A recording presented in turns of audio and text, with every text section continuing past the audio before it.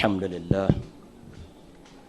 وصلى الله وسلم وبارك على نبينا محمد وعلى آله وصحبه ومن تبعهم بإحسان إلى يوم الدين أما بعد أدوك فولون أترى عليكم كيولون أتيجي أتوري أجنجتاري قبا النبي ومحمد صلى الله عليه وسلم àti gbogbo àwọn ará ilé anabi àtàwọn sọ̀hábì anabi wa muhammad sallallahu alayhi wa sallam àti gbogbo ẹni ó bá tẹ̀lé lánàá anabi náà tí ó fi dijọ́ gbẹ̀ndé alqiyama Olúwa kó máa ṣe ka ẹnì kọ̀ọ̀kan wa náà nínú irú àwọn tí ó ṣoríire ńláńlá báyìí wọ́n ní kí àwọn ìmáàmù ya Rabbi kí wọ́n máa wọlé. Adúpẹ́ fún Ọlọ́run ọ̀nà ọpẹ́ wa pọ̀ àmọ́ ọba ìdí tí ó fi di dandan ká dúpẹ́ fọ́lọ́run òun ni kó ṣe wá ní mùsùlùmí ó ṣe wá nínú ìjọ la ilaha illallah muhammadu rasulillah sallallahu alayhi wa sallam wàláyé ẹni tó bá mọ̀ ọ́ tọ́pẹ́ Ọlọ́run níjà máa padà sí ibú lẹ́ẹ̀kan sí Ọlọ́run níjà máa padà sí ibú lẹ́ẹ̀kan sí Ọlọ́run níjà máa padà sí ibú látàrí ká má fi máa padà sí ibú òun ni gbogbo orú àwọn ètò tí wọ́n ń gbé kalẹ̀ yìí o torí pé bí èèyàn bá nídìí kó máa wá ìtọ́sọ́nà kún ìtọ́sọ́nà Ànábì wa Muhammad sallallahu alayhi wa sallam kò ní máa ké ihdina as-sirata al-mustaqim àbí Ànábì wa Muhammad sallallahu alayhi wa sallam ó kú òní pé ọmọ náà òun gan lọ́lọ́run fọ̀nà rán àmọ́ síbẹ̀síbẹ̀ tá Ànábì fi kú lórí ilẹ̀ ayé sallallahu alayhi wa sallam Ànábì òye máa ṣe àdúà yìí gẹ́gẹ́ báwa náà ti máa ké nínú suratul Fatiha wípé ihdina as-siratal mustaqim ọlọ́ndàkùn ọ̀nà rẹ̀ tọ́tọ́ tààrà yàtọ̀ fẹ́ yìí tọ́ wọ́ torípa Ànábì jẹ́ ó yé wa pa àwọn ọ̀nà tí ó wọ́ wọn pọ̀ láyé àmọ́ yìí tọ́ tọ́nú ọ̀nà òun ni kọ́lọ́nkọ́ dákun kọ́ máa fẹsẹ̀ àwa lé gbogbo àwọn tó wá ń gbèrú ètò báyìí náà kalẹ̀ níbí yìí àti níbòmíì Ọlọ́run ó san ilé san dáadáa Ọlọ́run oníjọ́ rẹ̀ yín o bí ọba ti wá rẹ̀ yín Ọlọ́run oníjọ́ rẹ̀ àwa náà bẹ̀rẹ̀ látòrí àwọn chairman wa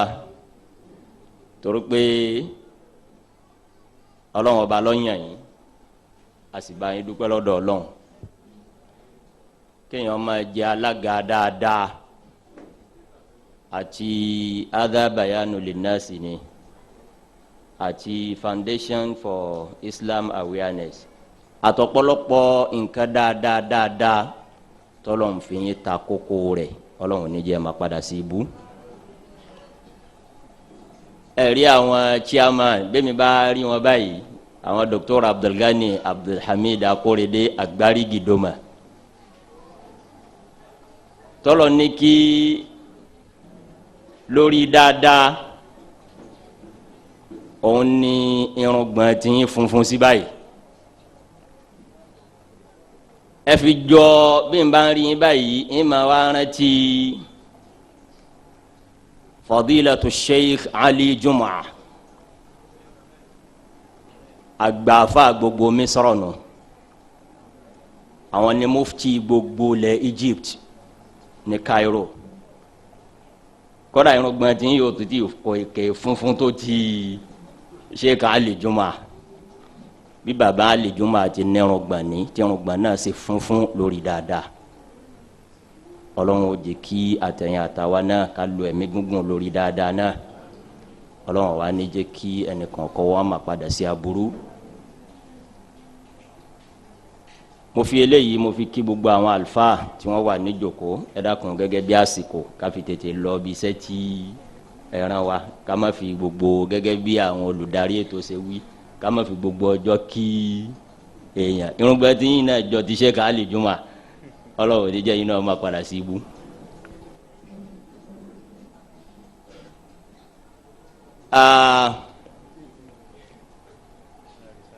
Tọ́píkì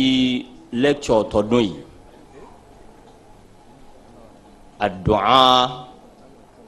àdúà wọ́n wá fi rider sí pé the right approach àbí àdúà ǹjẹ́ ń ta fẹ́ táwọn Foundation for Islam Awareness ní a wá sọ lónìí ni pé bóyá kíkó wọ́n tọ́jú báírò àti tákàdá lọ́wọ́ tá a fi kọ àdúà sí àdúà bí nǹkan báyìí bá ṣẹlẹ̀ àdúà bí nǹkan báyìí bá ṣẹlẹ̀ sẹ́rù ẹ̀ ni wọ́n pè wá sí lónìí èyí ń náà wà nú ẹ pẹ̀lú ògo Ọlọ́run àmẹ́lẹ̀ yìí táwọn tí wọ́n bá bàrà tọ́jáde nù táìtù yìí òun ni pé ọ̀pọ̀lọpọ̀ wa àbí ká pé gbogbo wa torí àfẹnutọ́lọ̀ ń bá bínú sí àbí tọ́ bá fẹ́ kọ́lọ́hún ó bínú sí òun ni ò ní ṣàdúà anabi ló wí bẹ́ẹ̀ sallallahu alayhi wa sallam anabi ni man lam yas'alillaha yaghdab alayhi anabi lẹ́ni ọba lè mi tó tán àwọn onídìí àti béèrè nǹkan kan má lọ́dọ̀ Ọlọ́run anabi ní bínú Ọlọ́run ní kọ́ lẹ́tà sí Ọlọ́run kó má bínú sí wa. láàfin mọ̀ pé ní mùsùlùmí tí ń bá ń jẹ́ mùsùlùmí tòótọ́ àdúà gbọ́dọ̀ kó lọ́rọ̀ mùsùlùmí o. àìgbọ́ ìsìláàmù yé tó òun ni kéèyàn ó pé èmi kan sin lọ́hùn ní ìbéèrè nǹkankan lọ́dọ̀ Ọlọ́run béèrè Ọlọ́run ló tẹ̀hún lọ́rùn bẹ́ẹ̀ kódà bọ́ bá béèrè Ọlọ́run ló ń bínú sí ọ hadithu tó lẹ́sẹ̀ ńlẹ̀ ni man lam yas'alillaha yaghdabu alayhi àwọ̀ wá nǹkankan lọ́dọ̀ Ọlọ́run kódà àwọn ẹlòmíì ní kódà àwọn ò béèrè k'Ọlọ́run ó fa àwọn wal janna àwọn ò sì pé kó má fa àwọn wọná àwọn kan sin lọ́hùn ní ọgbọ́ ìsìláàmù yìí o tọ́ba pé ìsìláàmù tọ́lọ̀ ń fi ran anabi wa Muhammad sallallahu alayhi wa sallam ni aranti ń jẹ́ ìsìláàmù ní àdúà òun la fi kí àwọn elétò yìí Ọlọ́run bọ́ san yín lẹ́san dáadáa tẹ ronú kan ru tọ́píìkì ńláńlá báyìí bàbá wa sọ̀rọ̀ àdúà àti pàtàkì àdúà ọ̀nà wo la àdúà òfin wa ní jásé pé kọ́lọ̀ nǹkan sọ wa ń bẹ̀ torí ẹ ti máa gbọ́ àwọn àgbàlagbà máa fi ṣe wáàsí púpọ̀ ńlẹ̀ Yorùbá wọn a máa má pèjúwe hajj wá pé ẹlòmíì bí n bá ti ń ṣe labbaika nù hajj Ọlọ́run ní káwọn màláíkà máa dá wọn máa dá padà sí pé la labbaika wala sa'daik bóun bá ti ní labbaika Allahumma labbaik Ọlọ́run ó sì láwọn màláíkà máa dá lóhùn pé la labbaika wala sa'daika labbaika kọ́ ìwọ yóò jọlọ ní pé wala sa'daika kọ́dọ̀ ní soríire kọ́lọ́n kọ́ sọ wa ń bẹ́ẹ̀ àwọn náà mọ̀rú àwọn tíru yọ tọ́ sí ọlọ́mọtò wa mọ̀rú wọn àbí ńgbà tí èèyàn fi odidi èèyàn sògùn owó tọ́wá lóhùn rọ́gọ́rùn èèyàn lọ ájì lọ́dọọdún kí lọ́lọ́run fẹ́ fi rọ ájì bẹ́ẹ̀ ṣe bóyá ń jọ míì ọlọ́run ó jẹ́ kí wọ́n tún ronú tí wọ́n lórí lẹ́kítọ̀ báyìí táwọn àgbàlagbà àrùn tí ń ṣe wá ní ilẹ̀ Yorùbá ń bí pọ̀ kọlọ́n kọ́ dákun kó wò wá sàn ni àbí kéèyàn máa lọ bí tọ́lọ́n lóhùn ọ̀fẹ́ káwá pé bàbá lóhùn náà tán tọ́lọ́n láàfin ṣe kọ́dà kọ́ bá common sense mu má débi ọlọ́run ọ̀pọ̀lọpọ̀ ní débẹ̀ lónìí wọ́n sì ra àwọn kan tí wọ́n máa tàn wọ́n pé sátì wàá nà sí tọ́lọ́n inna Allaha tayyibun wala yaqbalu illa tayyiba anabi ló tún wí bẹ́ẹ̀ sallallahu alayhi wa sallam anabi lọ́ba tó mọ́ ọba tó dáa lọ́lọ́run o ọlọ́run ò sì ní tẹ́wọ́ gba nǹkan kan lọ́dọ̀ ọmọ anabi adama àfintọ́ bá mọ́ àfintọ́ bá dáa. nípa báyìí the right approach to supplication òun ni pé ọ̀nà wo ni èèyàn ò fi ní máa ṣàdúà tọrọ rẹ̀ ọ jasiru la labbaika wala sa'daika kọlọńkọ dákun kọ sọ wa ń bẹ èyí ni wọn ní ká wa sọ lónìí àmọ́ mo níta kọ́kọ́ tí mo wí nínú insha Allah ń bẹ nu sunna nabi náà àdúrà kọjọ ta ń bẹ nu sunna nabi àdúrà fáàmù ń bẹ nu sunna nabi sallallahu alaihi wasallam ìsọyè ẹsẹ umar abdul mumin àdúà ọmọ mi ò gbọ́ tèmi kó lè gbọ́ ìbẹ̀nu sunna anabu Muhammad sallallahu alaihi wasallam àwa ni ẹja rẹ́dì fún sunna kò sí ti ń jẹ́ ìsìlámù bẹ́ẹ̀ yẹn bá yọ sunna kó ń bẹ́ al-islamu huwa sunna wa sunnatu hiya al-islam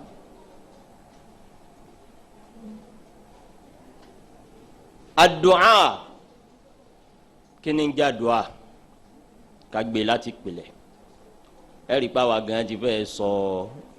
wọ́ọ̀dù yìí àti sọ di Yorùbá àdúà àfàwọn kẹta wọn tún ní àdúrà èyí wọn ni ó tètè hàn pé eléyìí ó di mùsùlùmí kélé torí àdúà ẹ̀rí pọ̀ jọra wọn àmọ́ bó bá tún ti ní ránú ó ti fẹ́ jìnnà sí kọ́lá bẹ́ẹ̀ yóò kéwú yóò ti mọ̀ pé léyìí ti jìnnà sí àdúà àti mùsùlùmí. Àdúàwò èdè Lárúbáwá ni táwa Yorùbá náà yálò kíni ń jàdúà inú èdè Lárúbáwá ìtumọ̀ méjì làdúà máa mú wa. Àdúà huwa at-talabu wal-mas'ala ntí ń jàdúà ní kéèyàn tọrọ nǹkan kéèyàn tọrọ nǹkan minal adna ilal a'la arabi ta sọ̀rọ̀ lọ́nu àdúà kọ́dà ní kọ́nsẹ́pìtì rẹ̀ lọ́dọ̀ àwọn Lárúbáwá òun ní pẹ́ ni tí ò tó ẹnìkan tọ́wọ́ fẹ́ gba nǹkan lọ́wọ́ ẹ̀ ọ̀pọ̀lọpọ̀ ọmọ sàdúà lónìí ẹ̀rọ pọ̀hún ní àlá ọlọ́run ní adínà ni ọlọ́run afẹ́ òjò nígbà báyìí bọ́ọ̀ bá sì ti rọ̀ fún wa ń jọ wọn àfẹ́ mọ́ lẹ́nu ọmọ anabi adama wàláhì ọlọ́run kò sùúrù wàláhì làdín kọ́dà àwọn Lárúbáwá tí ò kéwú kọ́dà àwọn Lárúbáwá tí èsè mùsùlùmí tí yẹn bá ní kílẹ̀ ń pè ládùúgbò nù dictionary yẹn Lárúbáwá wọn ni huwa at-talabu minal adna ilal a'la òun lẹni tí ò tó nǹkan kan sálẹ̀ tí wọ́n wá nǹkan lọ́dọ̀ ẹni tó tó gbogbo nǹkan lókè position tá a gbọ́dọ̀ wà nù ara the right approach tí wọ́n ní àwa sọ lónìí nù.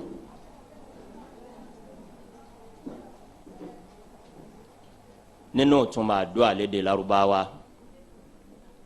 àdúrà túmọ̀ al-ibada ẹ̀sìn bá a ti sin lọ́n gẹ́ẹ́ àwọn Lárúbáwá máa pàdúrà bẹ́ẹ̀ kọ́dà al-Qur'an al-Karim náà jẹ́rìí sí bẹ́ẹ̀ òun láyà tó pọ̀lọpọ̀ wa máa ké ni pé wa qala rabbukum ud'uni astajib lakum innal ladhina yastakbiruna an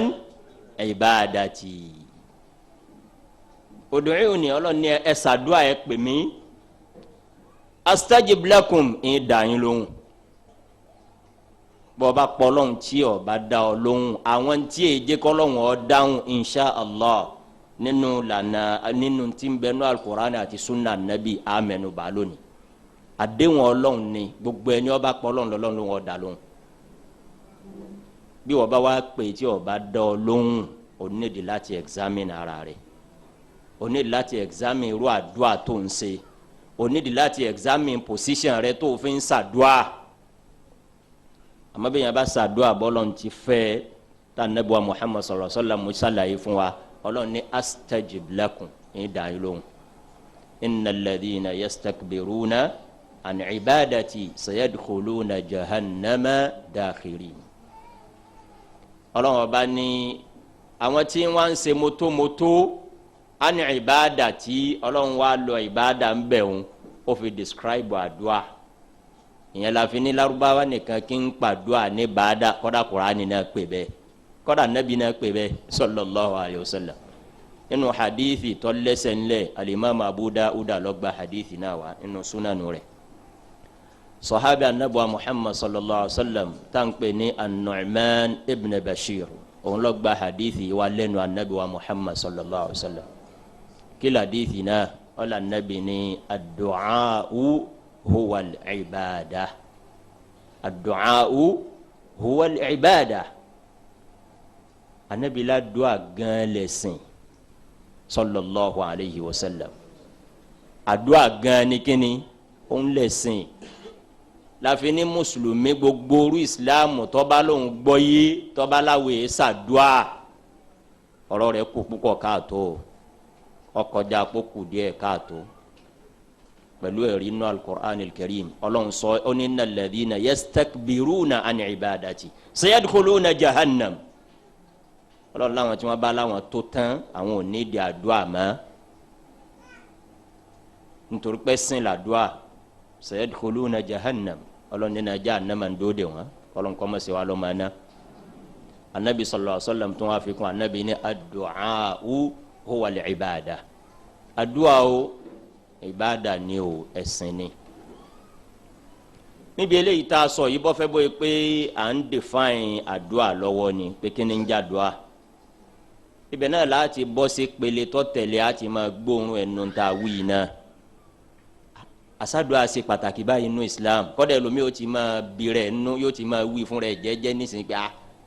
àsàdúà tó báyìí nínú Islam ó tó bẹ́ẹ̀ o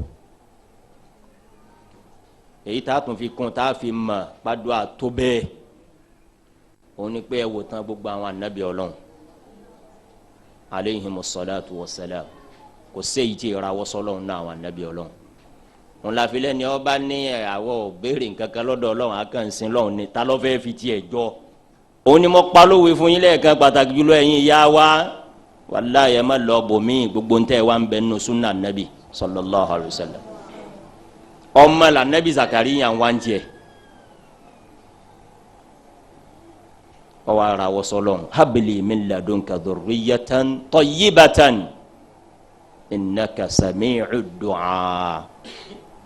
Ọlọ́run bùnmi lọ́mọ kódà yàtọ̀ fún ìtàwọn kan mọ̀ pé kọba sọmọ pàpà ńlági ntọ́ bá ń wá lọ́dọ̀ Ọlọ́run ni ọ tọrọ o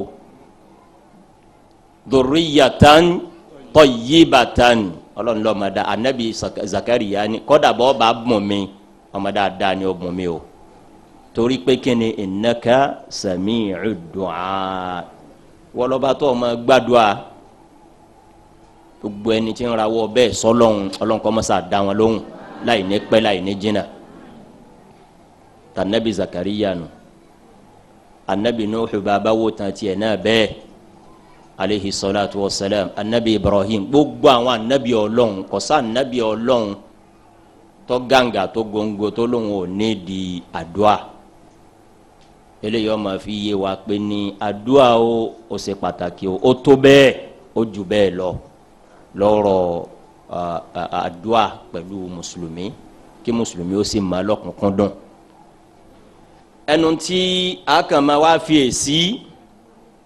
òun lè tí wọ́n wá ní aṣọ lónìí tẹ́yìn ò ní máa ṣàdúà tádùá ò ní gbà àbí tádùá ó tún máa jásé pé gbogbo ẹ̀ lọ pọ́síbò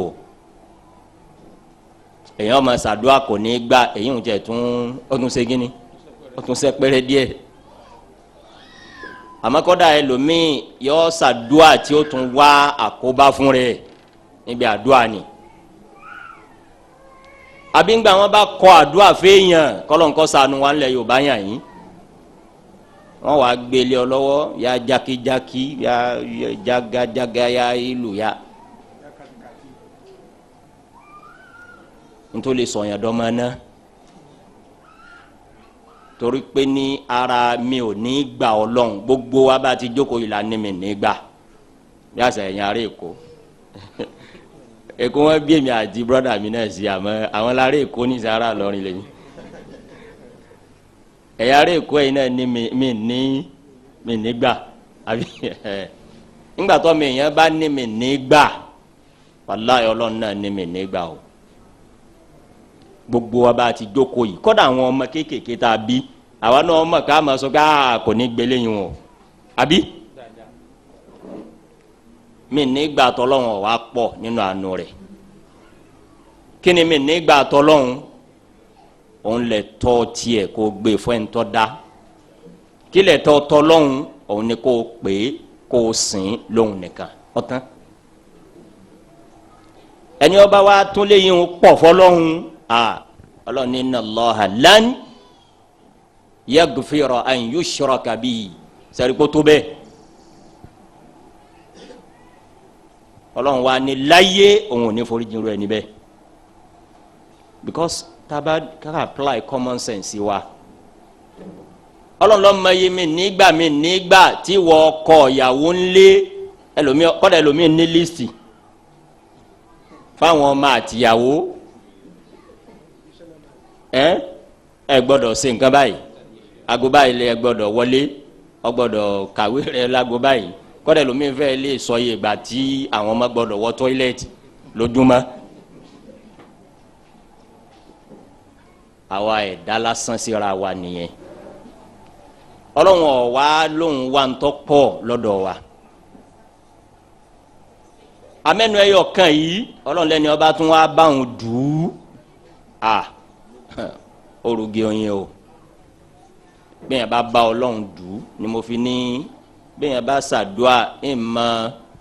bí ọba ṣe dáadáa ìmọ̀ kádùá ọmọ gbà èyí ń tiẹ̀ tún wá sẹ́pẹ́rẹ́ èyí tó burú jù oníkẹ́yìn ó tún wá di bí àdúà wọná ọlọ́mọdé àárí aláyọ̀ ọlọ́mọdé àárí pọ̀lọpọ̀ àdúà tí wọn ó gbé fún yàn lónìí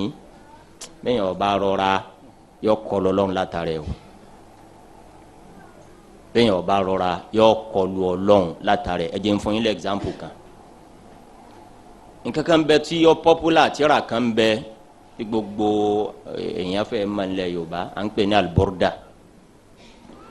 madihu anabi ni sallallahu alayhi wa sallam inú tá a máa fi yin anabi wa Muhammad sallallahu alayhi wa sallam ẹni tí ó bá fẹ́ràn anabi olórí ibu ni sallallahu alayhi wa sallam torí ká kọ́ bẹ̀rẹ̀ láti bẹ̀rù ká tó wílé yìí torí ntẹ́lómi ọmọ wí ni pé wọn ò fẹ́ràn anabi ẹni tí ó bá fẹ́ràn anabi olórí ibu ni sallallahu alayhi wa sallam ọlọ́nkọ́ ma sì sàwọn olórí ibu àmàfẹ́ anabi wa Muhammad sallallahu alayhi wa sallam kò gbọ́dọ̀ takò àṣẹ rẹ̀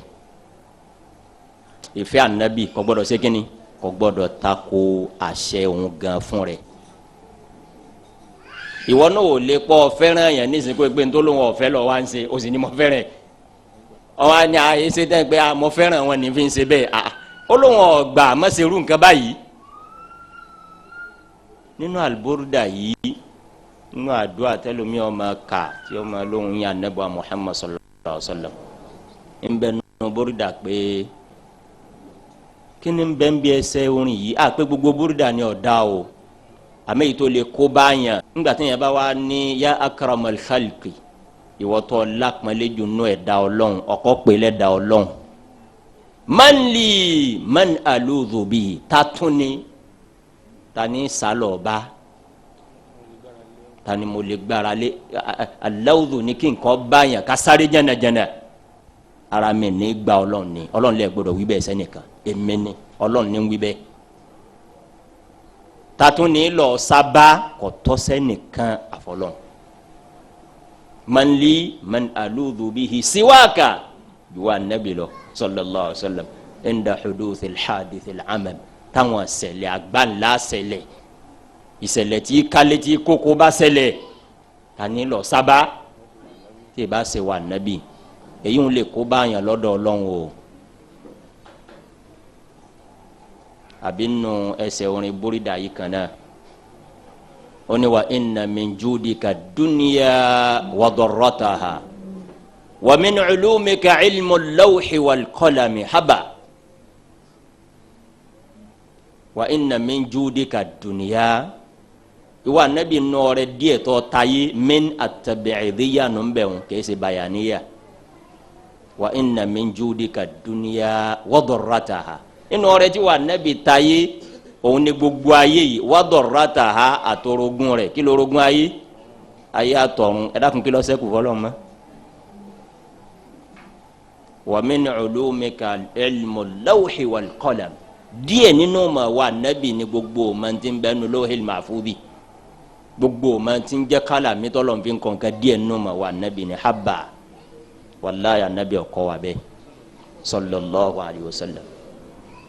wọn yẹ wí tó báyìí wájú anabi tá anabi fi gbé wọn gbẹnu sọ̀hún lójú ayé anabi wàllayi wọn yẹ wí tó 10% eléyìí bẹ́ẹ̀ni bá fẹ́ gbé ẹnìkan níwájú anabi wa Muhammad sallallahu alayhi wa sallam tá anabi ó fi ní haba má kó bá mi lọ́dọ̀ Ọlọ́run ọ̀pọ̀lọpọ̀ eléyìí lẹ lómi ọmọ wa wọn fún yọ ọmọ fà yọ kọ́dà yóò tún dìde lóru yóò tún ṣe bọ́lọ́mbà yà sànù rẹ̀ pé kòkú gbọ́ kọ̀ mọ̀ntì ń wí nìkan ló kù o bọ́lọ́mbà ti bẹ̀ ń wà á nù séèyàn tọ́ bí àìkò tọ́ ni nǹkan ń wí ni bí ẹ kó èyí ò nìkan àmọ́ bẹ́ẹ̀ bá bẹ́ẹ̀ kí lèyàn ti ẹ̀fẹ́ fi dún wájú Ọlọ́run tí ó dìfẹ́ǹdì irú eléyìí kò ṣeé ṣe òun ní nǹkan kan ìmọ̀ bóyá ó ti sàn dé kò ń bì yìí wọ́n fẹ́ dìjà nílọrin nígbà tó bẹ̀rẹ̀ àmọ́ lọ́n ti padà ní ó yé o ìmọ̀ lè lára súnà mọ̀ lè lára ń pilẹ̀ wàláhì bó ti lè mọ́ wọn mọ́ kànjọ́ tà nẹ́bi gbèdé náà nù sallallahu alaihi wasallam gbọ́dọ̀ fẹ́ lè jọ yìí tí àwa ń witness ní Nàìjíríà yìí lọ bí ṣe máa rí nù ntẹ̀yìn ọba ti bá sábà tẹ́lẹ̀ ordinary lè ọmọ èèyàn fẹ́ resist yẹ amẹ́ni ọlọ́mọba wa fẹ́ ṣe lólórí ire resistance ni yọ wá jẹ́ ọmọ wọn yọ wá pèrè padà yọ pè sẹ́ǹsì ẹ̀ padà pé ẹ̀mẹ̀já ronú sí ntí wọn lọ́lọ́ ń wí ẹ̀mẹ̀já ronú sí ntí wọn là nẹ́bi wí sallallahu alayhi wa sallam wàhálà ńgbà tá nẹ́bi kọ́ gbé ìsìlámù tí wọn ò mọ̀rú ẹ̀ dégboro Mẹ́kà ordinarily naturally gbogbo wọn náà wọn fẹ́ resist o ọ̀pọ̀lọpọ̀ wọn lọ fẹ́ resist gbà èwo ló tún gbédè yìí amẹ́ni Ọlọ́run bá fẹ́ ṣàánú tá a wí irú wọ́tọ̀ ń gbọ́n tó tí ì gbọ́rí tẹ́lẹ̀ náà wọ́n tún ní búrídà ọ̀dà kò strange kéèyàn ọ mọ̀ pé ntí òun ti ń ṣe tẹ́lẹ̀ Ọlọ́run wá ní wọn ó fi hàn pé ó kù díẹ̀ naturally ọmọ ẹ̀dẹ́yàn ni pé ọmọ ẹ̀dẹ́yàn fẹ́ resist change is natural kò sọ ọmọ ẹ̀dẹ́yàn tí ò ní fẹ́ takò àyípadà kọ́ra bí wọ́n bá ní ẹ máa wo nísìnyí pé ọ̀nà bíi tí mọ́tò gbà wáyé nísìnyí ìjọba wa close ẹ̀ wọ́n ní wa gba bíi kọ́ra bóyá pé bíi náà ni ó padà rọrùn á kọ́kọ́ pòṣe náà pé olùsí wọn kí tó ní ìwọ̀n òwe tí wọ́n tún ní a máa gba human nature ni nature ọmọ anabi adama ni but ẹni tí ó bá wá fẹ́ ṣoríire nípa tọ́lọ́run àti tànàbí yóò wá jẹ́ kí resistance wọn mọ níwọ̀n yóò wá tún pè sẹ́ǹsì ẹ̀ padà pé ẹ mà já ronú sí i lóòótọ́ nígbà tí yẹn bá wá ní anabi ló ní ayé àtọ̀run èwo ló kù tọ́lọ́hún ní bí yẹn bá wá rí báwọn ọlọ́run wá pa àwọn òwe kan fún wa nínú al-Qur'an al-Karim jalla jalaluhu jalla anabi wa Muhammad sallallahu alayhi wa sallam anabi ó bá bàbá rẹ̀ láyé àmọ́ anabi bá ẹ̀gbọ́n bàbá àbúrò bàbá ení èjì ẹ̀ta ẹ̀rin àwọn mẹ́rin ni láwọn uncles fa anabi wa Muhammad sallallahu alayhi wa sallam méjì nù àwọn uncle anabi sallallahu alayhi wa sallam wọ́n tẹ̀lé anabi wal janna méjì nù àwọn àti Ìbílísù wọ́n wà nù náà èmi kí mo wí o anabi ló wí bẹ́ẹ̀ sallallahu alayhi wa sallam kí ló fà á resistance tàwọn yẹn ni wọn ò jẹ́ ó dóńbi tí làákà yìí mọ́ wọn kọjá la bẹ́ẹ̀ bá wí kọ̀sẹ́ntì ọmọ pé kọ́ra àwọn tí ọmọ tó mọ rẹ̀ bẹ́ẹ̀ bá ní wọn ké tàbátì àdá mi àjókòó yìí níṣẹ́ lomi ọ̀fẹ́ dìde tàbátì àdá àti wá jẹ́ bẹ́ẹ̀ yẹn lè fi tàbátì àdá kírun ìmáàmù lè ké Fátíhà tán kó pé tabbat yada Abi Lahab ìwọ kí n ṣépè fún Abu Lahab ní ṣépè fún tora àwọn míì ti fẹ́ lè yọ bí wọ́n bá lè yọ tàbátì àdá kò nù Al-Qur'ani wọ́n fẹ́ lè yọ kọ́dà bí wọ́n bá wà níbi kan tó bá rọ tàbátì àdá lọ́wọ́ akanya yìí ìmáàmù wa tàbátì àdá ní kéṣeké pé ó fẹ́ tú mọ́sálásí kò tú mọ́sálásí kọ́dọ̀ da ẹ̀yin ìmáàmù ara sunna nabi ni ntọ́ba ti fẹ́ parẹ́ nú ẹ̀sìn tí ó fi wá strange ẹ máa yé lẹ́kọ̀ọ̀kan ara ọ̀nà tá nabi kọ́ wa nu sallallahu alaihi wasallam kò burú kí ìmáàmù ọba mọ̀mọ́ kẹfà tí a tán ní tabbat yada Abi Lahabin wa tabba ma agna anhu maluhu wa ma kasab ó rí i pé mẹ́ẹ̀ bá máa tètè jáde mọ́sálásí wọn ní tètè jáde ńjọ́ wọn retí pé kí ni ìmáàmù ó wí ó wá ṣàlàyé fún wọn pé sura bí kúlù Allahu ti rí tí sàájà rí òun ni tàbátì àdárí o but kí ni mo fẹ́ fàyọ̀ ń bẹ̀ ni pé ta ni à ń ṣépè lẹ́nu tàbátì àdá ọ̀nkọ́ ànábì ni sallallahu alayhi wa sallam kò sí ntọ́ kàn yàn jù báyẹn lọ òun àti bàbá ànábì wọn jọ bí sallallahu alayhi wa sallam látàrí pé àní gbà èyí tí ọmọ yìí gbé wá yìí èyí táwa ti ń ṣe wọn tó ojú mi wọn fi fẹ́ ya rẹ̀ wọlé tẹ́lómi ọmọ wí ojú mi báyìí ni wọn fi fẹ́ ya rẹ̀ wọlé bẹ́ẹ̀ yẹn bá resistance tiẹ̀ débẹ̀ wọn àbí pé léyìí táwa ti ń ṣe yìí ká tún wá pa àṣẹ bẹ́ẹ̀ mọ́ ká tún wá pé ìta ti wí àwí mọ́ kí wọ́n wá pé a sọ̀rẹ́ńdà fáwọn kan bẹ́ẹ̀ yẹn bá eléyìí lọ títí tó bá fi kú ò láyé ó fi jọ Abu Jahli ni o àmọ́ bẹ́ẹ̀ yẹn bá wá wò pé ẹ dákun tọ́ kíní ilé lára wa lóòótọ́ àmọ́ nígbà pé wọ́n ní Ọlọ́run ló wí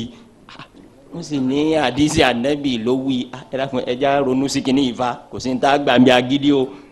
àwọn bàbá mi dáadáa máa wí báwọn kò sí ní tá a gbà mí agídí o irun wọn ni wọ́n wá dàbí àwọn Hamza radiyallahu ta'ala anhu Hamza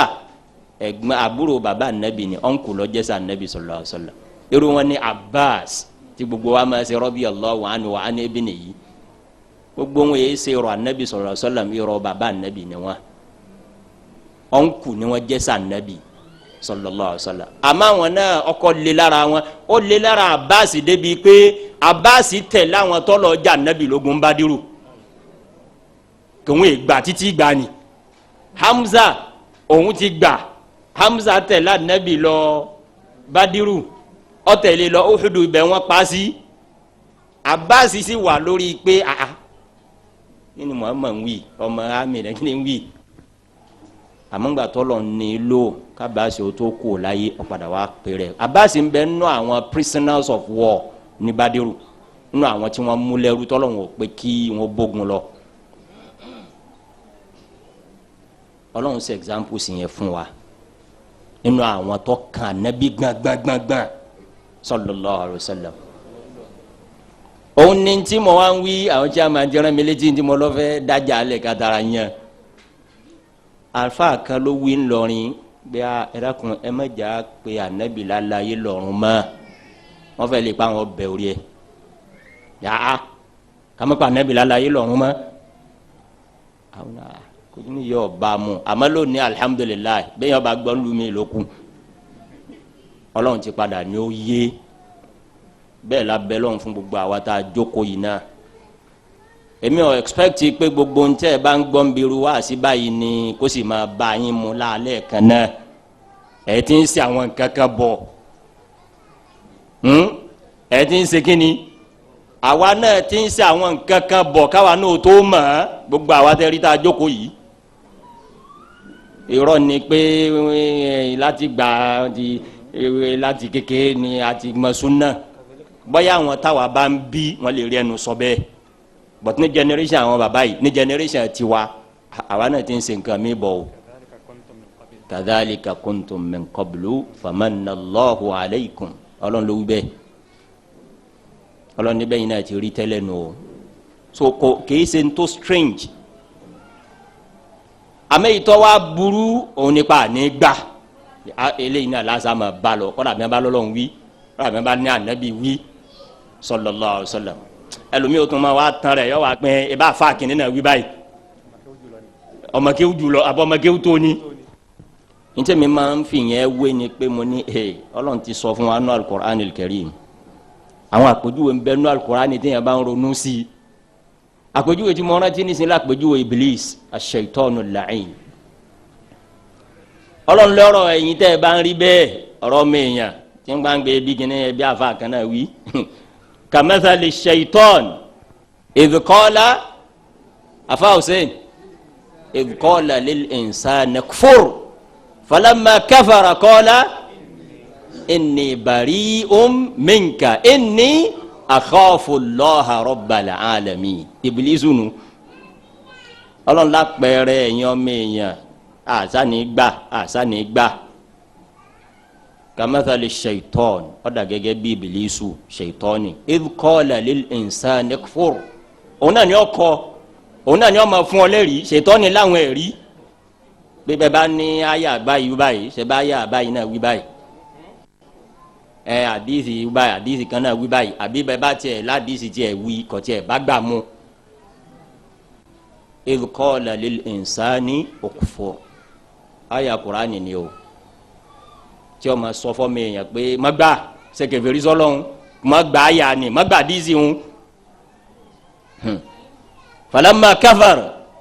ọlọ́run ní bẹ́ẹ̀ wọ ṣètọ́ni bá ti wá tẹ̀ tán yọ pòun tìǹú ṣètọ́ni dúró pámẹ́nẹ́ǹtì lọ́dọ̀ yẹn yọ kàn fà àwọn ṣàyàtìnù kéékèèké kan sọ pé bọ́bá tún ti fẹ́ jáde ẹ̀tún tì sínú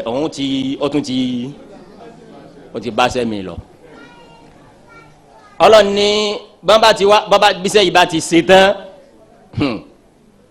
bẹ́ẹ̀ yẹn bá wá dálì kìyàmọ̀ ibi tá a ti yà lọ bẹ̀ nu tọ́ wa ma sọ pé ìbá fa kan wí tọ́ bá dálì kìyàmọ̀ tọ́ sọ fáfá ni tí ó wí ni ṣètọ́ ni wí ọlọ́run ní ṣètọ́ náà wà ní èmi inni bari'un èmi ọmọ rí o ìtumọ̀ bàránù kéèyàn kó dissociate ara rẹ̀ from a person pé èmi ẹ ma bá wọn ọ̀daràn tí ma ṣe ni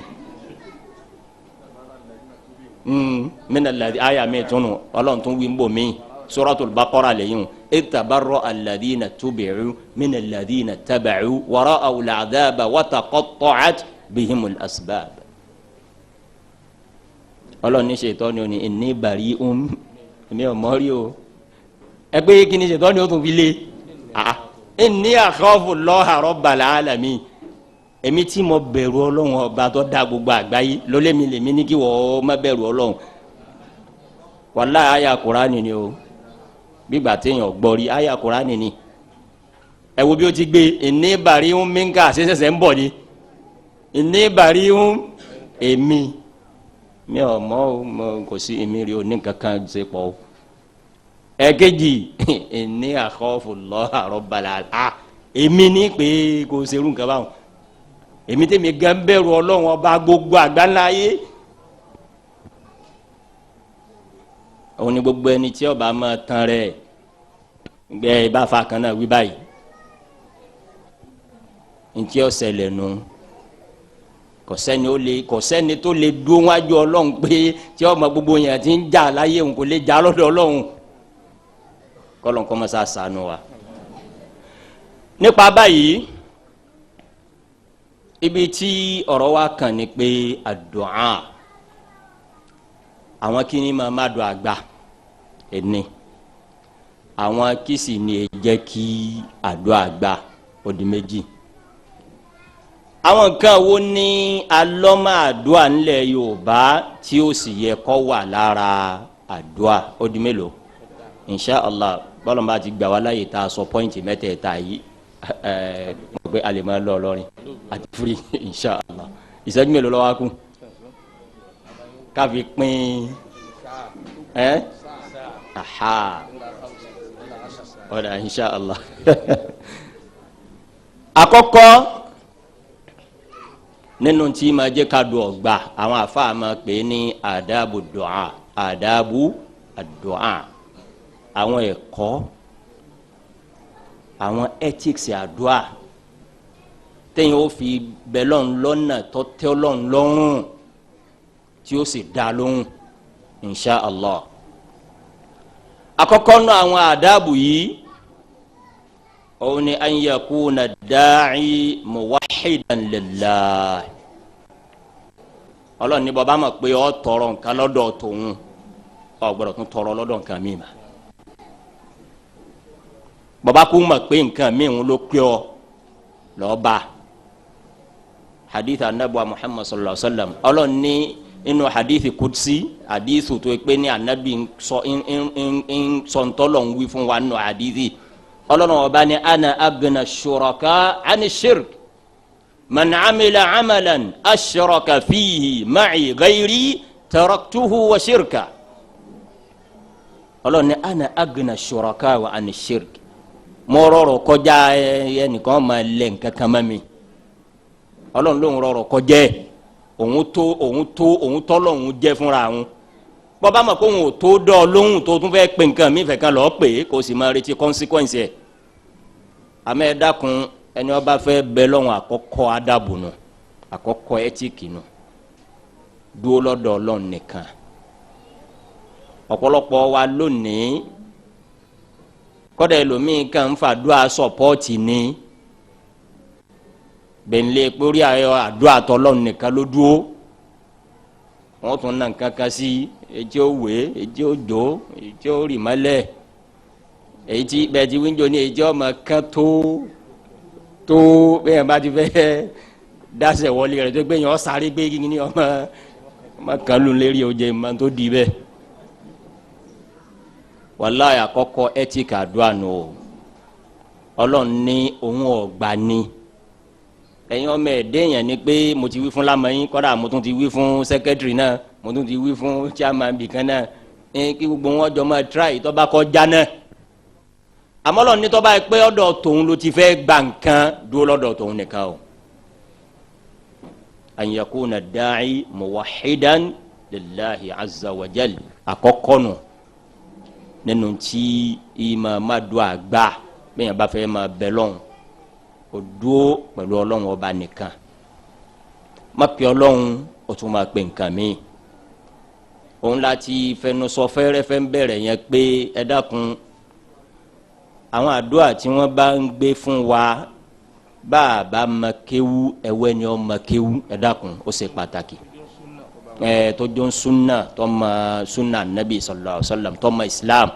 torí ti ń jẹ́ islam ní sunna bóyá ti ń jẹ́ lomi ọ̀ta kò ní gbé bóyá sunna tó dúró lọ́tọ̀ islam dúró lọ́tọ̀ as-sunnatu hiya al-islam wal-islamu huwa sunna torí ta ló gbé islam wá òun lẹ́ni ó ní sunna sallallahu alaihi wasallam àmọ́ táwọn afáàfin máa dá pé ní sunna ni pé káfí mọ̀ pé ní lódìdí o ìgbésí ayé ànábì ni ọmọ wò kọ́sẹ̀ irú irun wo ló kì í wò bá ànábì ti kì irú àwẹ̀ lọ́gbà wò bá ànábì ti gbà irú ají wo ló ṣe wò bó ti ṣe ní ti ń jẹ́ sunna nù irú àdúrà wo ló ṣe wò bá ànábì ti ṣàdúrà sallallahu alayhi wa sallam òun ni pé ẹ dákun bóyá wọn kàn láwọn fẹ́ ṣe wá lóore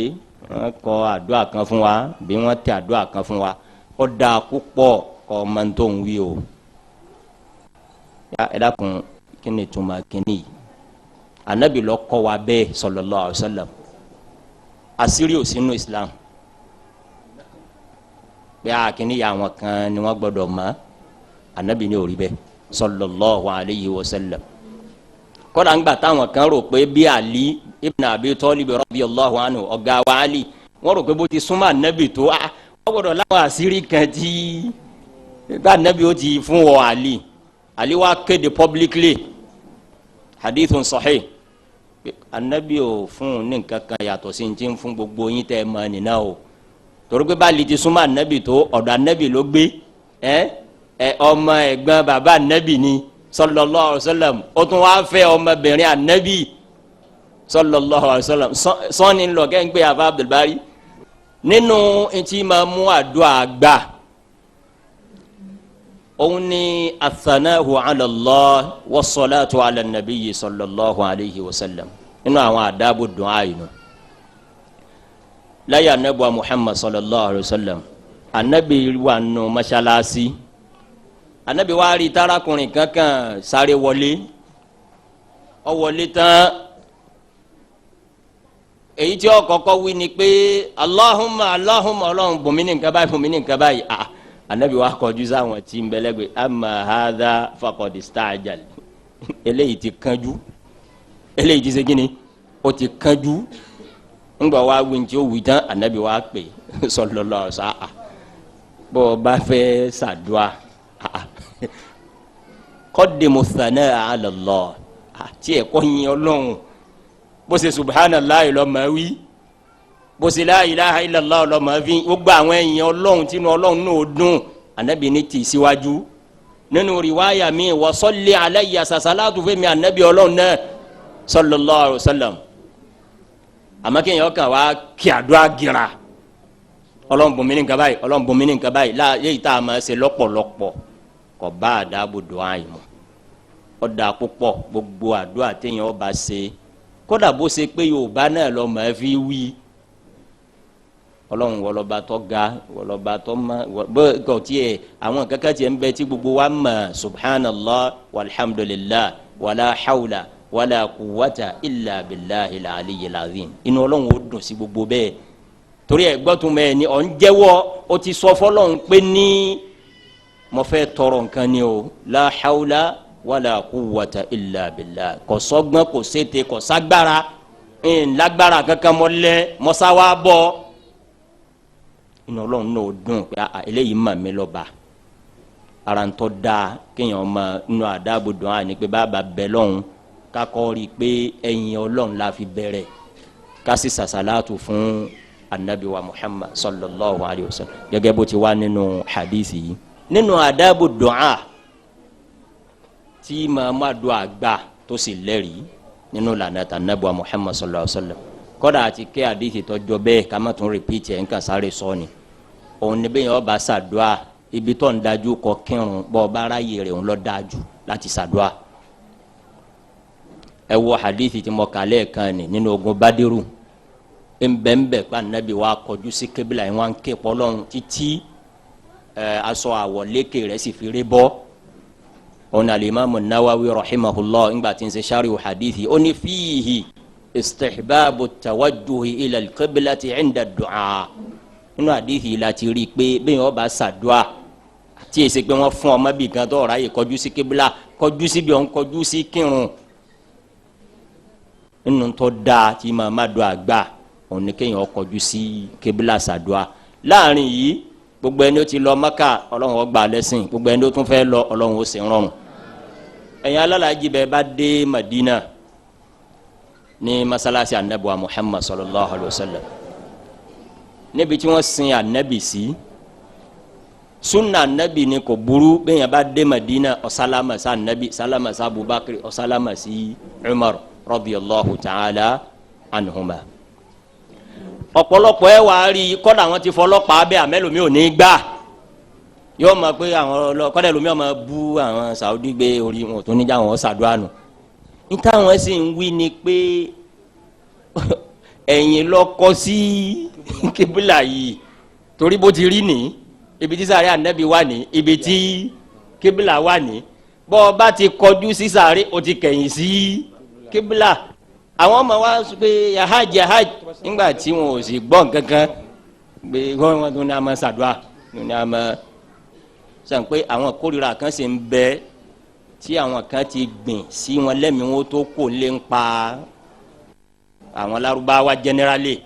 àbí Saudi in particular tí ó sì ràn kankan lára Islam àkóbá ni ó ṣe fún Islam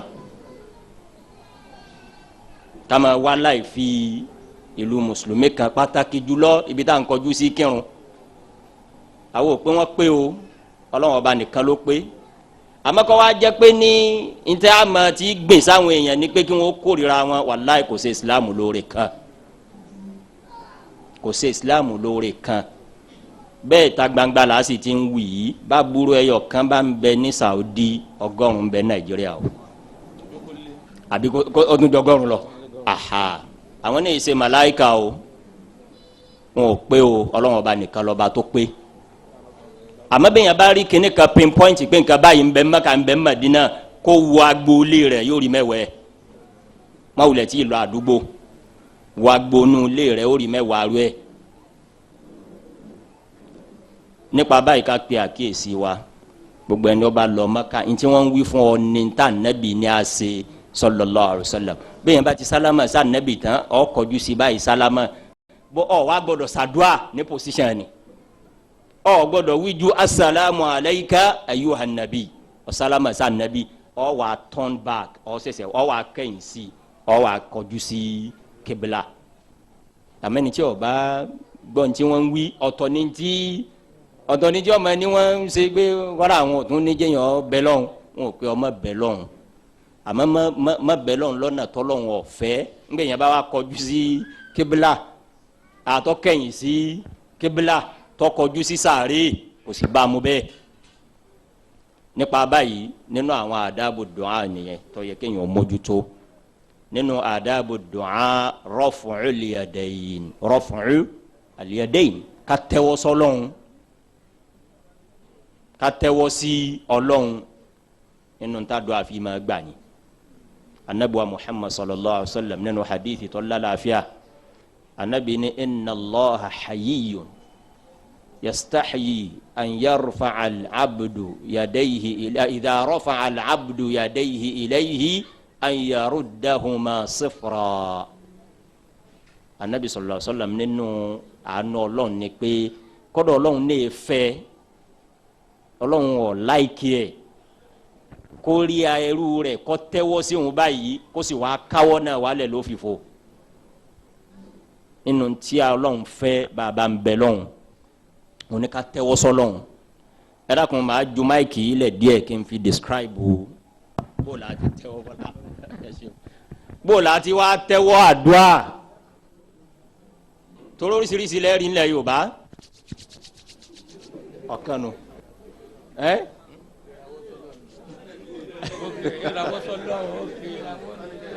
nínú àwọn ọ̀nà bàbá ní kéèyàn náwó kọ́ bẹ lọ́hùn èyí tí ó wà nù súnà nábì kakọ́ bẹ̀rẹ̀ látòrí yìí hùn ká tó máa sọ àwọn èyí tí ó bá mu èyí tó bá mu nù súnà nábì ní báyìí kéèyàn tẹ́wọ́ sọ́lọ́hùn báyìí súnà tà nábì nù sallallahu alaihi wasallam káwọ́ rẹ̀ sí kọkọjú sí sánmà báyìí ẹ wá rí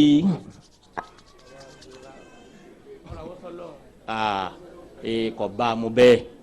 kò bá mu bẹ́ẹ̀ ẹ̀kejì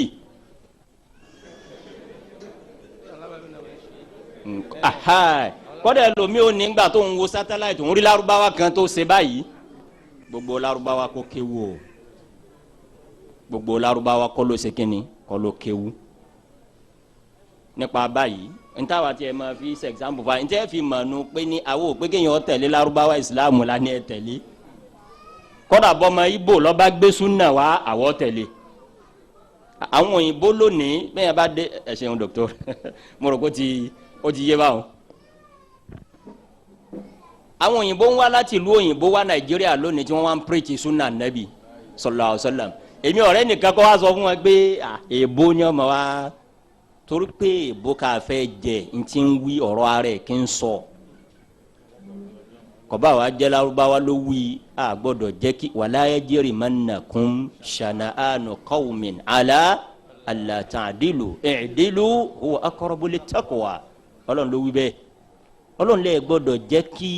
etredi tẹ nísẹ́nìkan àbíran kan àbílù kan kọ́kọ́ di yín débi kẹ́ ẹ máa fọwọ́ bo òdodo tí n bá ń tọ̀dọ̀ wọn jáde Ọlọ́run níbẹ̀ bá ṣe bẹ́ẹ̀ ẹ̀dá alábòsí o i'dilu kẹ́ ẹ sì ṣe déédéé kẹ́ ẹ ní justice huwa aqrabu lit-taqwa ẹ̀yin ló súnmọ́ bẹ̀rù Ọlọ́run jù nípa báyìí nínú àwọn tí màmá dùn àgbà àdàbò dùn à òun ni kéèyàn tẹ́wọ́ sí Ọlọ́run lọ́nà tí a describe fúnra wa tó wà nù hadithi ọ̀nà kan wá tó ń bẹ tó bá sunna mu ó wà nù hadithu Anas bin Malik radiyallahu anhu ẹni ó gbọ́dọ̀ anabi nù láti kéke sallallahu alaihi wasallam ó ní bàbá wa di pé gbogbo àdúrà la wí bàbá wa dà àdúrà tá a máa fi wá òjò tá n pè ní salatu al-istisqa àdúrà tá a máa fi tọrọ òjò lọ́dọ̀ Ọlọ́run Anasi jẹ́ àmọ̀ pé kọ́dà level tá nẹ́bí máa fi rí sí ọwọ́ rẹ̀ yọ wá ga ju the normal level lọ. oníkéyàn wá ṣe báyìí ọba àmúbẹ́ bá a bá ń tọrọ àdúrà kínní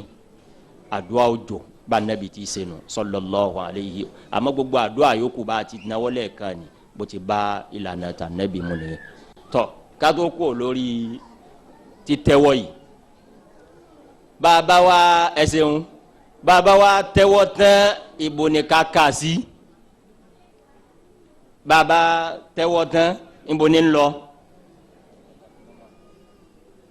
nínú ẹ̀kejì dátẹlẹsẹ àtẹyìn ọrùn naam ok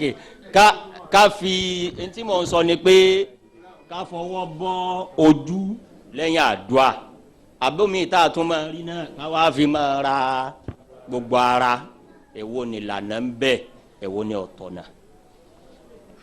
a ti ṣàlàyé fúnra wa pé ká tẹ́wọ́ nínú sunna nabi ni sallallahu alayhi wa sallam àmọ́ ká wá fi ọwọ́ yìí ra ojú hadithu méje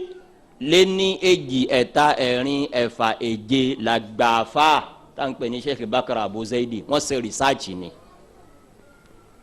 Sheikh Bakr Abu Zaidi torí ẹni tí wọ́n padà mọ̀ pé ta ni jẹ́ Bakr Abu Zaidi ká ṣàlàyé díẹ̀ wọ́n ń pè kíní kan ní Majma'ul Fiqh al-Islami Majma'u al-Fiqh al-Islami Islamic Fiqh Academy òun ni the highest body ń gbogbo ayé the highest body ń pọ̀rọ̀ fíkìú bá àti sin lọ́hùn Majma'ul Fiqh al-Islami ni bàbá yìí was the president of the academy kótó dùgbò wọn sàlàyé sí láìpẹ́ yìí kọ́lọ́n kọ́ mọ́ sábà wà kẹ́wọ̀n. Okay. Bàbá yìí ni tọ́ gẹ́gẹ́ bí ntí sunna kọ́ wa ẹgbẹ́ mi lọ́jà ní dìde sunna sì kọ́ wa pé kabir kabir àmọ́ bọ́ wa àgbàlagbà nù sunna ara sunna nabi ni sallallahu alaihi wa sallam torí wọn ní bóyá àwọn kan ò rí mi ní ẹ̀yìn bẹ́ẹ̀ ok ọ̀dà nípa ohun tí à ń sọ bọ̀ àgbàfà tá à ń pè ní Bakr Abu Zaidi rahimahullahu ta'ala tá a pè lólórí gbogbo akademi fikiri lágbàáyé kó tó di pé wọ́n ṣaláìsí nígbà tí wọ́n rí pé kíní ìfẹ́ dá controversy lẹ̀ àwọn àfáànù wọ́n wá wọlé wọ́n lọ sí research nígbà wọ́n wá jáde wọ́n wá tẹ result research yẹn findings wọ́n gbé jáde wọ́n wá ní lóòótọ́ àwọn tí ń pé àwọn rádìsì báyìí tó ní ẹ fọwọ́ bọ́jú wọ́n rí lóòótọ́ àwọn rádìsì báyìí tó ní ẹ fọwọ́ bọ́jú kódé yìí tẹ ẹ rí bàbá tó wá fi kún ọ wá di àdìsù méje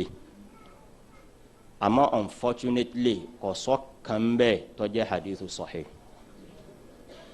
nínú gbogbo ọ̀sádìsì kan tó fẹsẹ̀ rìn lẹ́mbẹ́ anabi sallallahu alaihi wasallam ló sì wọ́ọ̀nù wa pé gbogbo qala rasulullah sallallahu alaihi wasallam kọ́ ni anabi wí o anabi ló ti wí látàyé ẹ̀ òun làwọn afáàfin máa wà kíávù wọn ní sádìsì ẹ̀rí ńgbà tẹ́mi náà ti ń sọ̀rọ̀ ńlá àdìsì yìí lálàáfíà àdìsì yìí ní ẹsẹ̀ ńlẹ̀ Sheikh Bakr Abu Zaidin ẹni wọ́n bá fẹ́ rí tírà náà insha Allah ó lè wá lọ́rin àbí ká fi ránṣẹ́ sí àwọn alájí arọ́bù àbí ẹnjìníà research ni lọ́dọ̀ ẹni ó tó research ṣe head of the fiqh academy kò sí bọ́dì tó tó gbogbo ayé agba àfa ayé lọ wà ń bẹ àfa misra wà ń bẹ àfa saudi wà ń bẹ àfa nàìjíríà ń bẹ ń bẹ àfa amẹ́ríkà gbogbo àfa ní ń bẹ ń bẹ sheikh yusuf al-Qaradawi ń bẹ ń bẹ gbogbo àwọn tó lókọ ni wọn bẹ ní majma' fiqh al-islami Dr. Wahba Zuhaili ń bẹ ń bẹ gbogbo àwọn ìkan nù kéwú bàbá yìí ni president wọn kọlọ́n kò forí jẹ wọn ní kúkúrú ohun tá a fẹ́ sọ ń pa yẹn nù ká tẹ́wọ́ ká ṣàdúà nínú sunna nabi ni àmọ́ kò fẹsẹ̀ rin lẹ́nu àdìsí kankan pé ká fi ọwọ́ yìí bọ ojú bẹ́ẹ̀ nìkan bá wọn pé mọ́ra àdìsí bá pé ṣe gbogbo àdìsí náà lọ lẹ́sẹ̀ ńlẹ̀ èyí tí àwọn àǹfààní tá a ṣe látara àwọn àfọ̀nsún náà nù àwọn ni wọ́n wà á yàn fún wa pé eléyìí kò lẹ́sẹ̀ ńlẹ̀ eléyìí ó lẹ́sẹ̀ ńlẹ̀ bí o ti jẹ́ nìyẹn. ẹ̀kejì òun ni èmi tún ara àwọn kan tó yẹ pé ojú nìkan kọ́ wọ́n wàá fi ra gbogbo ara kọ́dà gbogbo ẹ̀yìn ọrùn mo rò pé ntọ́sẹ̀lẹ̀ ń bì yẹn imam wọ́n kì í bá kó ẹ dákun is a major problem nílẹ̀ Yorùbá àbí lọ́pọ̀lọpọ̀ Muslim world òun ni pé ìmọ̀ dọ́gbọ́n fìlà ká ìbọ̀ ìdájọ́ ẹ̀sìn ìgbà ànábì wí báyìí ń bí báyìí kẹ́ ẹ má bínú kẹ́ ẹ sọ èkó náà kò burú kẹ́ a lè ṣe ń bì náà ọ wá nù hadisi pé ibì kan bẹ tá a ti máa fọwọ́ àdúrà rárá òun ni bàbá fẹ́ sùn ìyá ńlá wa Aisha radiyallahu ta'ala anha ló gbà hadithi náà wa oníbà anabi bá ṣe tán tó fẹ́ sùn sallallahu alayhi wa sallam anabi yóò wá ké ayatul kursi yóò wá ké kul huwa allahu ahad mẹ́ta yóò ké bi rabbil falak mẹ́ta yóò ké bi rabbin nasi mẹ́ta bí anabi bá ti wá ń ké anabi yóò máa wá fi atẹ́gùn yóò máa tú sí ọwọ́ rẹ̀ yóò wá fọwọ́ nira mastaqbala min jasadi yóò fi ra gbogbo wájú ara rẹ̀ báyìí níbi tágbára rẹ̀ bá kama kódà ìyànlá wa Aisha la nabi dunni ma sise bẹ́ẹ̀ débi pé bọ́bá rẹ̀ anabi sallallahu alayhi wa sallam tóun rí i pé ní ó lè ní anabi la láti ṣe nǹkan yìí ìyànlá wa Aisha lóun a sì máa bá anabi ṣe sallallahu alayhi wa sallam nípa báyìí èyí ń kọ̀ wá ní pé gbogbo àdúrà bí ọba ti wá wá ọba ti wá sàdúrà tá a máa wá fi gbóra ni mo fi ní ìmọ̀ fọgbọ́n apply làákàyè sí ẹ̀sìn ni mo rò pọ̀ fà yìí hùn so yìí mo rò pé it's a minor issue tá a lè yanjú ká mọ̀ pé a máa fàdúrà rárá o àmọ́ níbi tí anabi ti ṣe bẹ́ẹ̀ torí pé anabi sallallahu alaihi wasallam ẹ dákun ẹja sàlàyé àárín ẹlòmíì lè gbé ńgbà tó ṣe ń bẹ̀ wọn náà kí ló dé tá a lè ṣe ń bò mí a lè ṣe ọdún mélòó la anabi fi jíṣẹ́ Ọlọ́run sallallahu alaihi wasallam ọdún 23 ọdún mélòó nínú 23 years kí wọ́n má wàá rìpọ́ọ̀tù lẹ́ẹ̀kan gbé anabi sàdúrà ń ta ọ̀fọwọ́ ẹ̀ rárá ajẹ́ pé kò mọ̀ọ́mọ̀ sí ni kò bá a mú ni for 23 years ká má rí a single hadith tí ó wá pé ńgbà tá anabi sàdúrà tán ta àbí nínú mọ́sálásí ó wá fi ọwọ́ àdúrà èyí tí ó ṣe ni wọ́n rìpọ́ọ̀tù yẹn nti ń jẹ́ pé yẹn ń tẹ̀lé lánàá anabi nù sallallahu alayhi wa sallam má kọjá bí anabi gbé ká sẹ́rí bẹ́ẹ̀ yẹn bá ti ń kọjá tó eléyìí ọ̀ bad yọ padà worse from experience yes eléyìí ọ̀ bad yọ padà worse díẹ̀díẹ̀ ni bọ̀tí yẹn bá ti kó rẹ̀ ń jánu ó ṣòro ṣe díẹ̀ ọlọ́run ó jẹ́ ọrọ̀run fún wa òun ni mo ní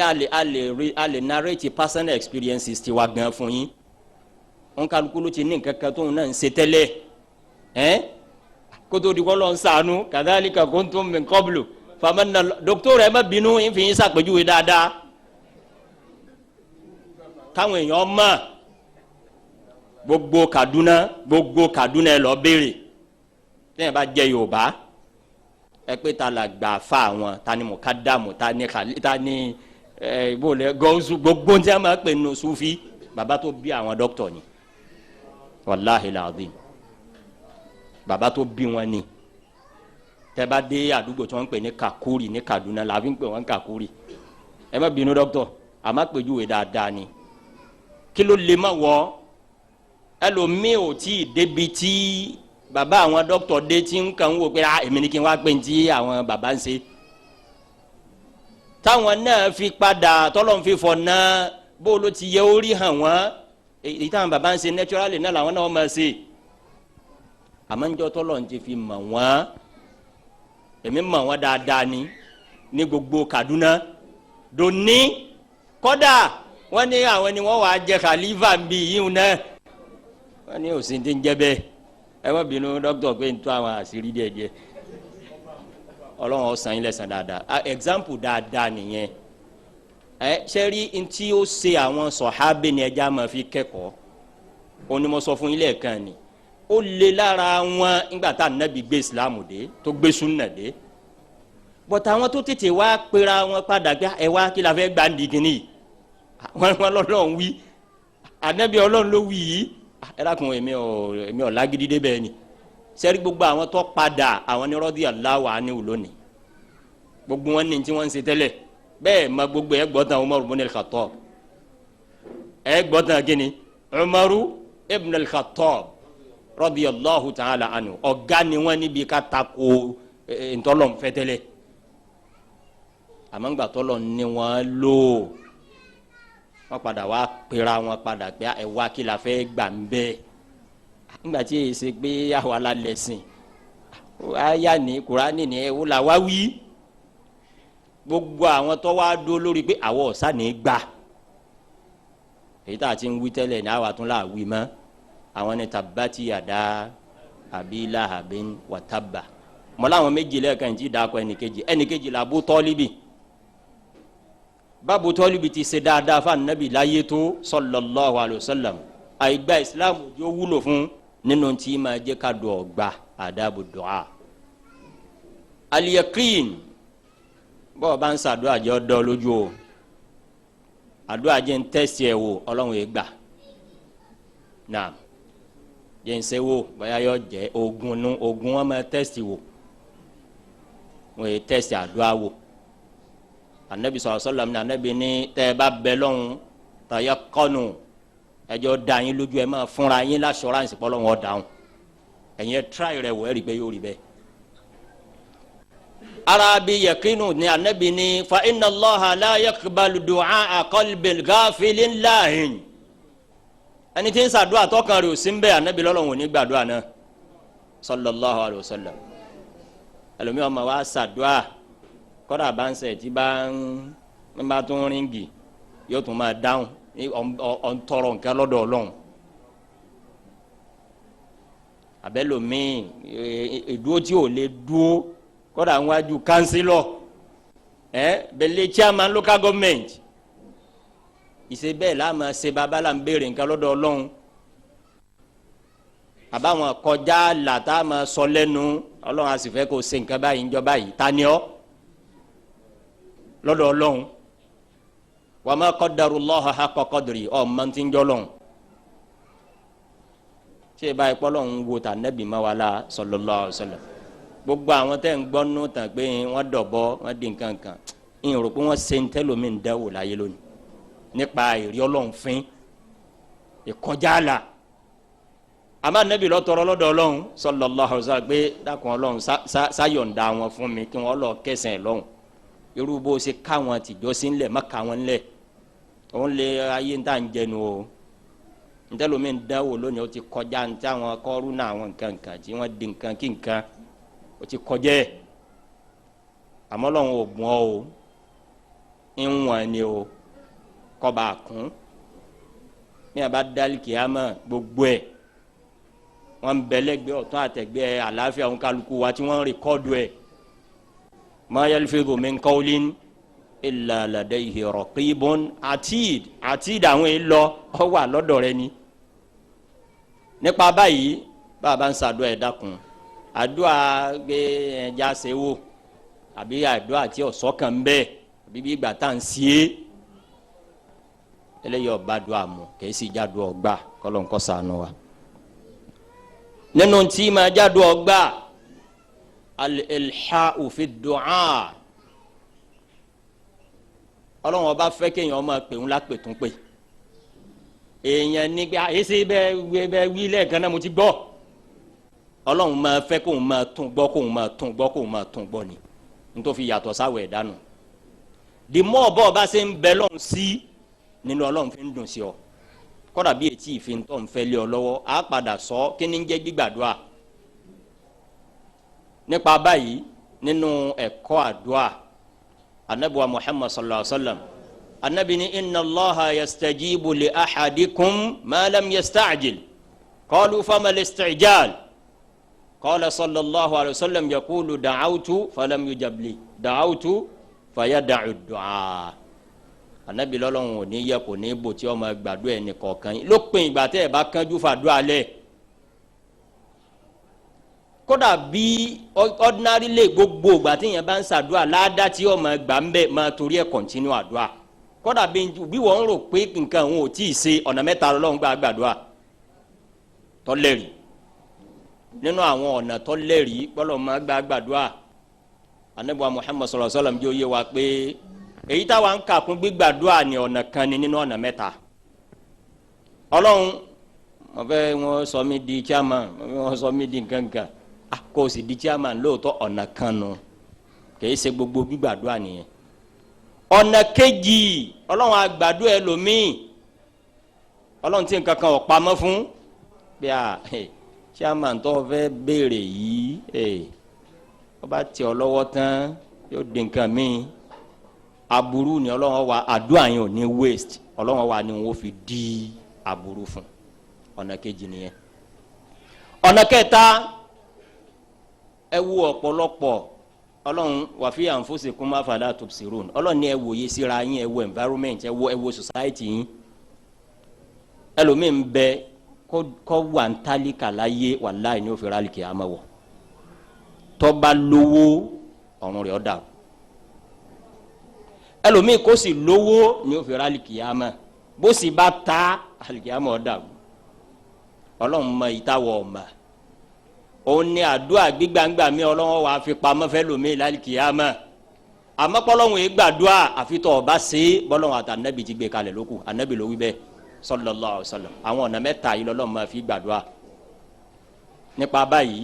ẹ dákun al-ilha'u fi du'a bẹ́ẹ̀ bá ń bẹ lọ́hùn máa bẹ́ẹ̀ máa pé lọ́pọ̀lọpọ̀ gbà ó wu ọlọ́run ọba bẹ́ẹ̀ ọlọ́run yìí ṣe bí ọmọ ẹ̀dẹ́ yẹn pé ẹbẹ̀ wà lánàá ẹbẹ̀ ti wí lẹ́ẹ̀kan bọ́ọ̀ bá ti ń wí sí ni nínú ọlọ́run ń dùn sí ọ ọ̀pọ̀lọpọ̀ mùsùlùmí ní ọ̀fà dúró alẹ́ nítorí pé ntí wọ́n ń fojú sùn ni nígbà tí ọlọ́run ò ti fún ọ at the time tí wọ́n ń béèrè máa ń tọ́lọ́run fi ṣe nípa báyìí má gbàdúrà alẹ́ o torí pé wá chairman ò sì kàn máa ṣàdúrà lọ àdúrà kì í waste nínú ohun tí máa mú àdúrà gbà ikhfa'u du'a ud'u rabbakum tadarru'an wa khufyatan ọlọ́run ò fẹ́ àdúrà kárí mi ọlọ́run ò fẹ́ àdúrà kárí mi àdúrà tó dáa jù èyí tó máa láàrin wa àtọ́lọ́run kódà bọ́ bá ṣàdúrà fún yàn anabi wa Muhammad sallallahu alaihi wa sallam anabi ládùúà tó gbà jù òun làdúrà tó ṣe fẹ́ ni tí ò sí ń bẹ̀ ńgbà tí ó mọ̀ àmàdùá àti báyìí ṣe iye yàsín báyìí àti báyìí ṣe contract nù o kó mówó ẹ̀ wá ló ń wí. àdúrà tí yẹn bá ṣe ń kọ́kọ́ ọ̀dà púpọ̀ ànábì ló wí bẹ́ẹ̀ ìmọ̀ fúnra rẹ̀ ní jẹ́jẹ́ ká máa pariwo ọ̀pọ̀lọpọ̀ àṣà tí àwọn mùsùlùmí kọ́ lónìí kì í ṣàwálà ní pílẹ̀ àwa gan mọ́ ká máa wá kígbe pé a fẹ́ ṣàdúrà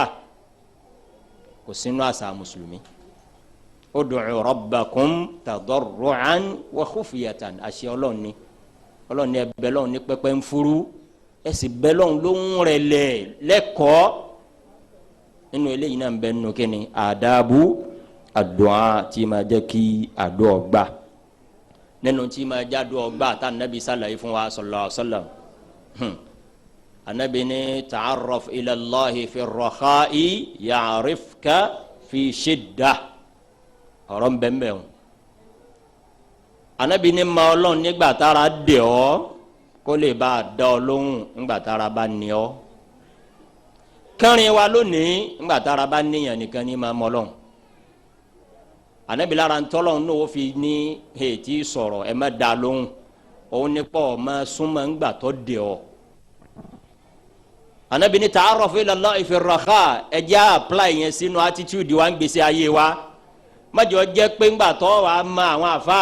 ńgbà tí wà á ma àwọn ẹni Ọlọ́run nígbà tí nǹkan bá le àmọ́ ńgbà tí gbogbo ẹ̀ ń ẹ sọ fún wa pé masalasi ẹ bá na kanjo ni ẹ ṣe kini kanjo ni wọn tún dénú wọn tún ṣe kini nu tó bá súnmọ́ lọ́ngbà tó di ọ yẹn bọ́lọ́nba yí gbà padà fún ọ yóò tètè dáwọ́ náà lóhùn ọ̀pọ̀lọpọ̀ lónìí ẹja afurasí àdìsí anabi yìí sallallahu alaihi wasallam ọ̀pọ̀lọpọ̀ àdúrà wa ńgbà ọba lè nìkan ni kọ́dà ẹlòmíì bàjẹ́ débi pé sẹ́rí tó bá tún ti fúyẹ́ fún díẹ̀ báyìí ẹ tún sì mà ní ẹ sì ìgbà wọn ni ò ní táìmù mọ́ ó mi ní táìmù mò ń lọ mítìn mò ń lọ kínní ẹni tó yẹ pé ní kọ́dà bẹ́ẹ̀ bá ní kó sun mọ́sálásí ńgbà tí ń fi ń wá ń ti ń wá yìí ọ fẹ́ lè pé kò sí nǹkankan àmọ́ ẹjọ́ tẹ̀ lọ́wọ́ tán ọmọ ẹ̀dẹ́ yẹn nìyẹn arantí máa kọ́ díbí gbàdúrà ní bọ́ọ̀ bá súnmọ́ lọ ńgbà tára dẹ̀ ọ́ ó ṣeéṣe ńgbà tára bá ní ọ́ kọ́lọ́wọ́n má dọ̀ lóhùn o. tahari al-awqat wal-ahwal al-fadila arantí mo ní yọ jáde lónìí nù àwọn àsìkò wo làdúrà máa gbà ń bẹ nínú sunna nabi ẹni wọ́n bá fẹ́ kọ́lẹ̀ ọ kọ́lẹ̀ o àwọn èmi ò pé báwọn